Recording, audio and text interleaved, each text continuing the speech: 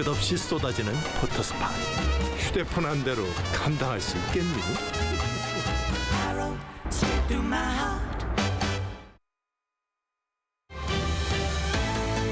Coming up on Arirang News, South Korea proposes a $495 billion budget for 2024, planning the smallest ever on-year increase in almost 2 decades, with a focus on improving the country's fiscal soundness.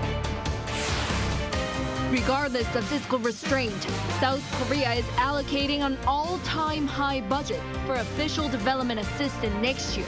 That is assistance for other countries to expand its contribution to the international community. North Korean dictator Kim Jong-un denounces South Korea, the US, and Japan, calling the leaders gang bosses. He said that the joint trilateral military exercise agreed upon at the Camp Davis summit raised tensions on the peninsula.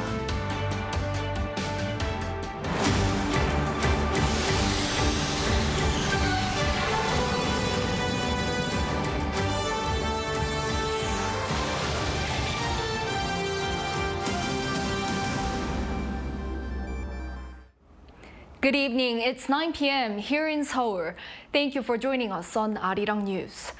We start with the Yoon administration's budget proposal for next year.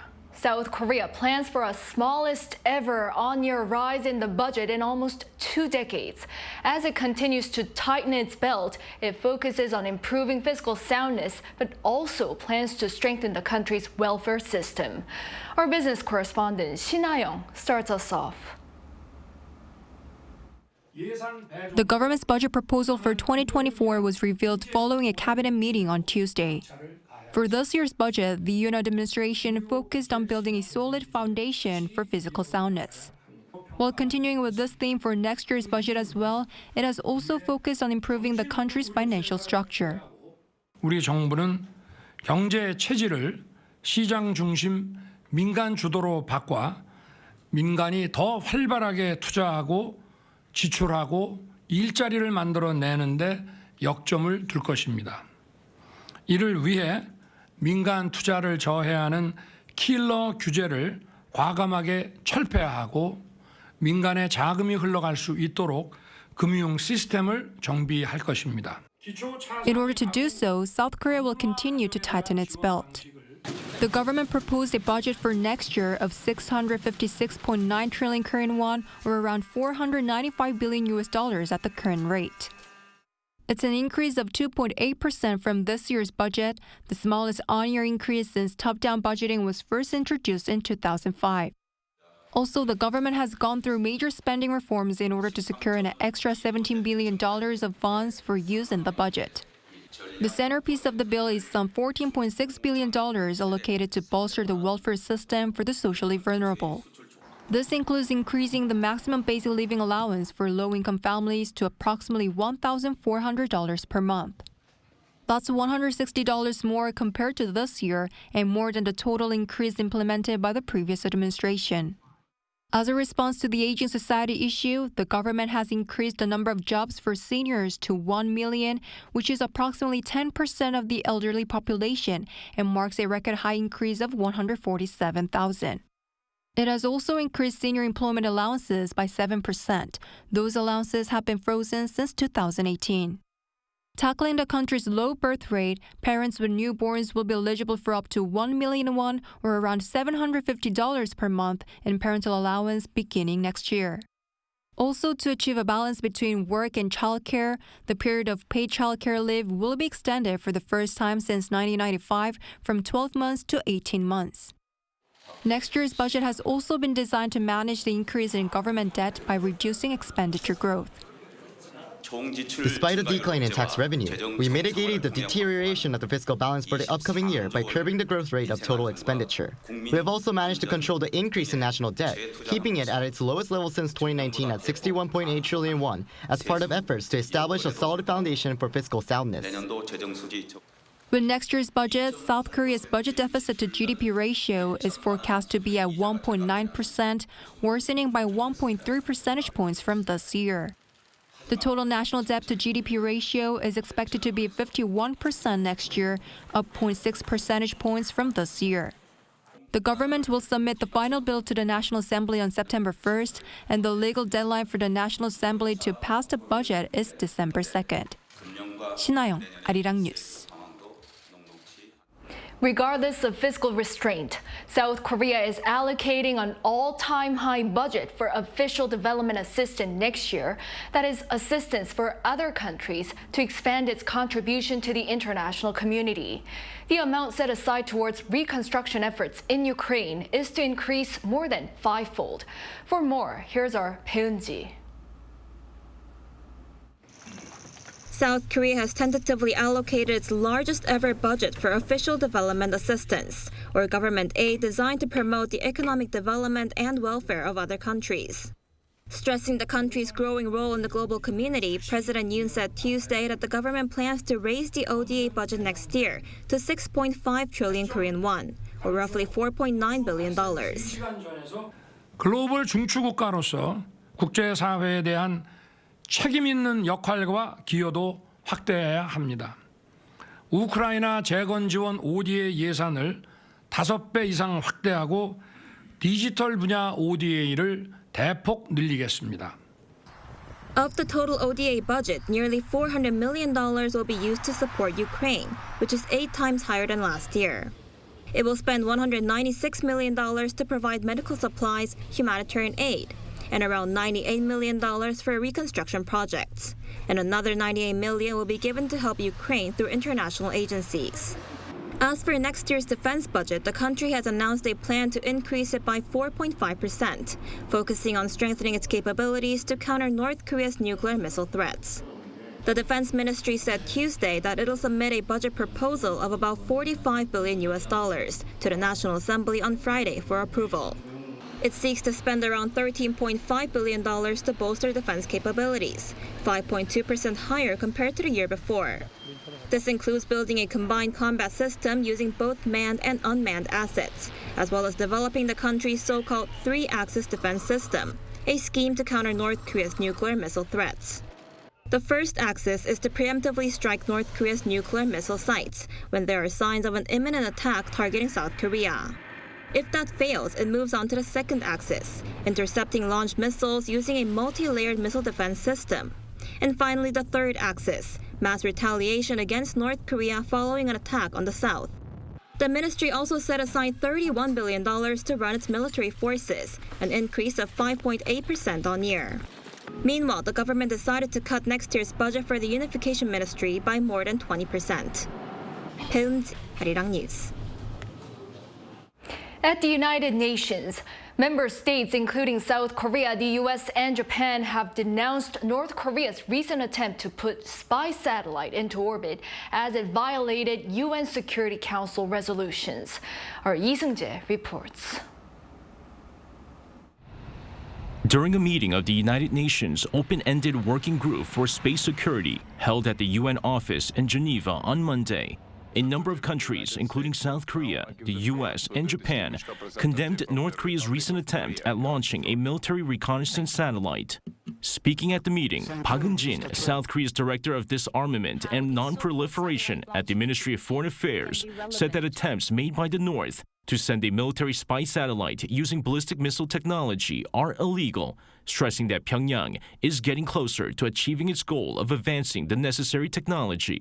Japan's representative also slammed the recent launch, saying that it goes against UN Security Council resolutions and poses a serious threat to countries in the region. However, North Korea's permanent representative to the United Nations Secretariat in Geneva, Han Dae-sung, argued that UN Security Council resolutions are illegal documents that violate the UN Charter and that Pyongyang will not be bound by such resolutions led by the United States and its allies. Han continued to argue that other countries have also launched satellites, with South Korea and the U.S. constantly conducting joint military drills. Such launches are self-defense measures directly related to guaranteeing the safety of the country. The U.S. quickly responded by saying that while the joint drills are defensive in nature, the North's ballistic missile launches are not. The UN Open-Ended Working Group for Space Security is a working-level consultative body established by the UN General Assembly to create responsible norms of conduct, and comes after North Korea conducted its second attempt to send a military spy satellite into orbit, which failed last Thursday. Lee Seung-jae, Arirang News. Thank you, Mr. Chair. Special forces from South Korea and the United States have been out in the ocean for the past couple of days to master techniques for maritime infiltration. It's among the dozens of field training as part of the ongoing Ulji Freedom Shield exercise. Our defense correspondent Choi Min-jung takes us there. Special operations forces from South Korea and the U.S. head toward the shore on rubber boats, keeping their positions low. A number of the Special Forces personnel swim the rest of the way, cautiously making sure it's safe for the rest of the team to arrive. This is a glimpse of the combined training that Seoul and Washington do on a daily basis to infiltrate the enemy's base. Since last week in Yangyang County, Gangwon-do Province, around 100 personnel from South Korea's Army and U.S. Special Operations Command Korea have been conducting field training exercises to enhance skills in maritime infiltration. The training is part of the Ulji Freedom Shield exercise, which runs until Thursday. This combined special operation is aimed at strengthening Seoul and Washington's interoperability. Combined special operations capabilities could be further strengthened by mastering various tasks with the U.S. Special Operations Command Korea. We will continue to train and establish a perfect readiness so that we can accomplish any mission in case of emergency. Seoul and Washington Special Forces master maritime infiltration techniques, including special strike operations and close combat techniques. The U.S. Captain Jay said the training is also focused on building the skills of leaders at every level, noting it as being the most important resource. He also underlined strong teamwork with South Korean forces. For 70 years, American and Korean soldiers have stood shoulder to shoulder, dedicated to the defense of our homelands. Our ironclad alliance is integrated at every level, from the strategic to the tactical. I am proud to work with my Korean brothers. 같이 갑시다, 필승. Going forward, Seoul and Washington Special Forces vow to prepare for every scenario on air, land, and sea. U.S. Korea! We are together! Choi Min-jung, Arirang News. North Korean dictator Kim Jong-un denounces South Korea, the U.S., and Japan, calling the leaders gang bosses. He said that the joint trilateral military exercises agreed upon at the Camp David summit raised tensions on the peninsula. Kim also called the South by its official name, the Republic of Korea, for the first time. Our Lee Dae-hyun explains.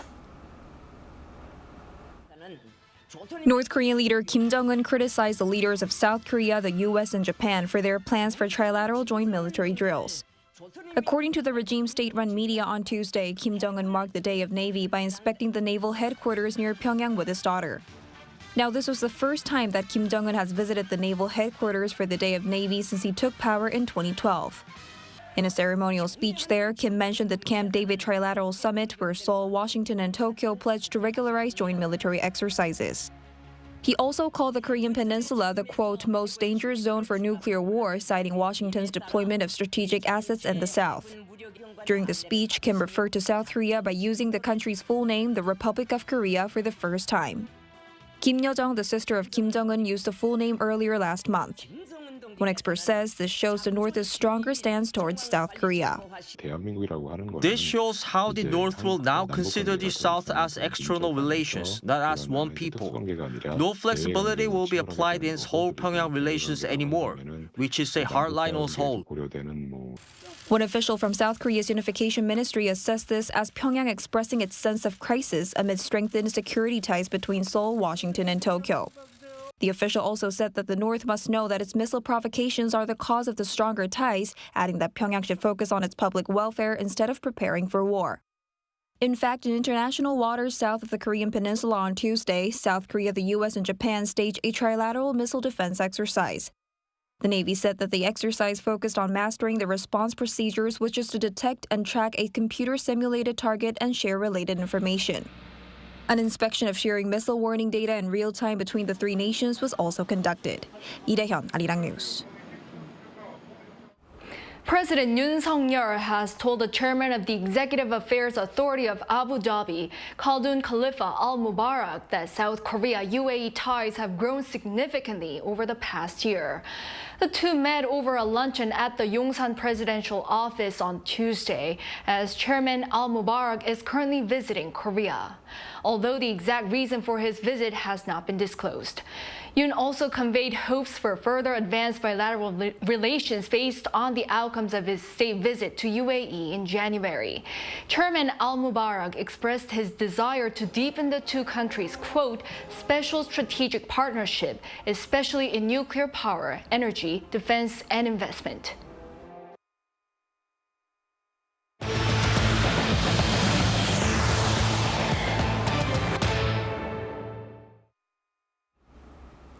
South Korea's export value index fell year-on-year for the 10th consecutive month in July due to a drop in semiconductor prices. Data released by the Bank of Korea on Tuesday showed the index decreased by 15.8% compared to last year, with more than a 30% drop in semiconductor prices. However, the net terms of trade index has been recovering since June due to a bigger decline in import costs than export prices. Specifically, this was caused by larger base effects from international oil prices in the first half of 2023 compared to a year ago. South Korea will raise the spending limit on holiday gifts for public officials in a bid to boost the domestic economy and business for local producers. Anti-Corruption Commissioner Kim Hong-il says the revision to the country's graft law will take effect from Wednesday, with spending on agricultural and fishery products to rise from 100,000 won to 150,000 won, or around 75 to 110 US. The range of gifts for civil servants up to 50,000 won will expand to include gift certificates for food or cultural products and services, with the exception of vouchers that can be converted into cash. Ahead of the Chuseok Thanksgiving holiday, the limit for agricultural and fishery items will be raised from 200,000 won to 300,000 on agricultural and fishery products, or roughly $150 to $225. The special spending limit will apply from September 5th to October 4th. Earlier today, the ruling People Power Party and the main opposition Democratic Party ended their respective two-day workshops, making resolutions that will hopefully lead them toward accomplishments in the upcoming regular National Assembly sessions, as well as setting themselves up for next year's general election. Our political correspondent Lee Si-hoo reports.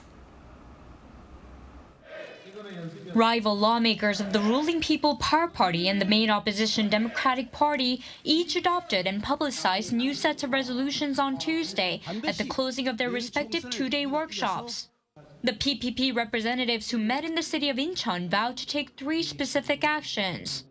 They are confronting political provocations while refraining from political strife and prioritizing the livelihood of the public, committing to engage in productive legislative action to foster the country's economic growth, and working together with the government to push for reform in the pension, labor, and education sectors and successfully carrying out national tasks.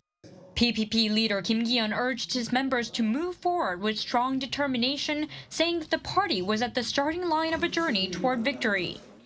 The DP gathering in the city of Wonju in Gangwon-do province also made public its resolution containing 8 promises to the people to improve their livelihoods.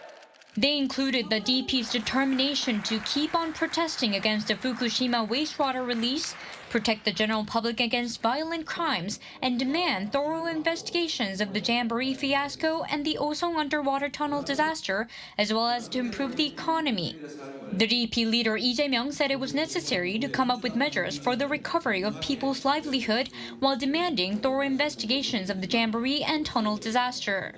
The workshops come just ahead of the last regular session of the 21st National Assembly prior to next year's general election. The 100-day Assembly session is set to begin on September 1st. And this will be some members of the rival party's last chance to push for and pass long-awaited pending bills. 이시후, Arirang News. President Yoon declared 3 additional regions as special disaster zones on Tuesday in an effort to swiftly recover from the aftermath of Typhoon Khanun.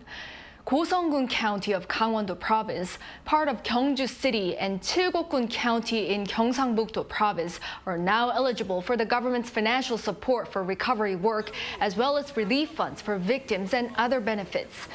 2 other regions, Daegu's Gunwi-gun County and a different part of Goseong-gun County, were named as special disaster zones 2 weeks ago. With this new announcement, all of Goseong-gun County is a special disaster zone. The top office says the decision was based on a detailed joint investigation by relevant ministries regarding the typhoon damage. Over in New Zealand, on the back of growing popularity in Korean content worldwide, more locals and second-generation Korean immigrants are trying to learn the Korean language. Our Jong-un reports. This is a Korean language class open to locals every weekday evening. People of various ages and occupations learn Korean here. Recently, Korean culture such as K-pop and Korean dramas has become popular in New Zealand, increasing interest in learning Korean. The number of applicants also surged this year at the Korean Education Center in New Zealand, which was established in 2012 and mainly provides education for locals. The number of students waiting to get into the Korean course is also increasing, with 286 applying for a course open for 170 people.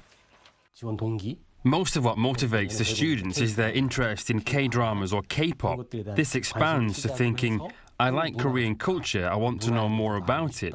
They want an effort to understand Korea is their primary interest. The recent interest in Korean is not limited to fans of the Korean wave. Interest in Korean classes is also rising within New Zealand's second-generation Korean immigrants. Until now, these people had primarily acquired English to adopt to the local community as immigrants. But with South Korea's position growing larger in the global community, more Koreans are trying to teach their children their native language properly. Parents didn't send their children to Korean schools at first because they thought learning to speak English was more important. But now that life is more stable and comfortable and South Korea's status has increased, immigrants and the 1.5 generations are more likely to send their children to learn Korean. My friends sometimes ask me how to say stuff in Korean. That didn't happen often when I was younger because K-pop wasn't very famous back then. Korean students may also learn about Korean culture and history at the language schools. The most important reason to learn this is because we're Korean, so it's important not to lose our culture, language, and art.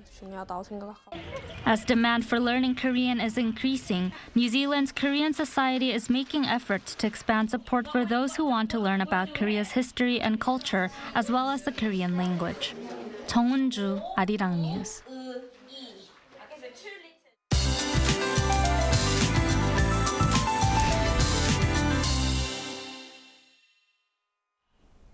Nationwide showers will continue until tomorrow. Heavier showers are expected for the south of the country. For the coastlines of Gyeongsangnam-do Province, severe downpours of up to 200 millimeters are expected. For Jeollanam-do and parts of Gyeongsang-do Province, up to 150 millimeters are in store. Central regions, including here in the Seoul metropolitan area, will see 30 to 80 millimeters. For those across the coastlines, expect violent winds to follow at times. Winds will be gusting as fast as 15 meters per second. Strong winds will also produce high waves across the ocean. Please stay away from water and avoid places near the shorelines. Wet morning will prevail nationwide. Tomorrow, Seoul will be starting off at 22 degrees Celsius. Daytime highs in Seoul will get up to 26, Daejeon 25. Gyeongju and Busan will be reaching 30 degrees. And this coming Sunday, the entire nation will see another round of showers. That's all for now, and here are the weather conditions around the world.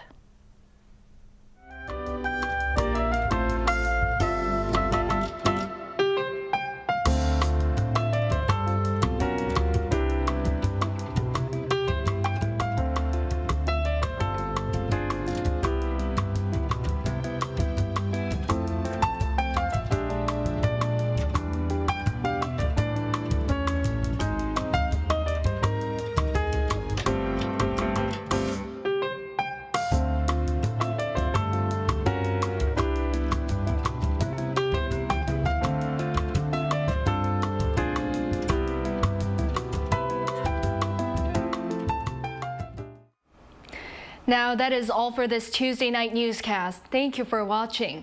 We'll be back tomorrow with the most up-to-date news. Good night.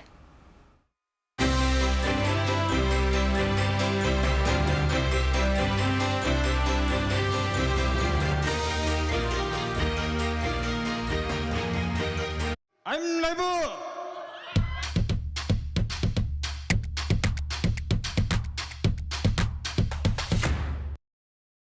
저를 도와주시는 분들이 저희와 함께 해주시는 세션 분들 아무리 봐도 억지 텐션 같은데 아니라고 아무도 안 하는 거고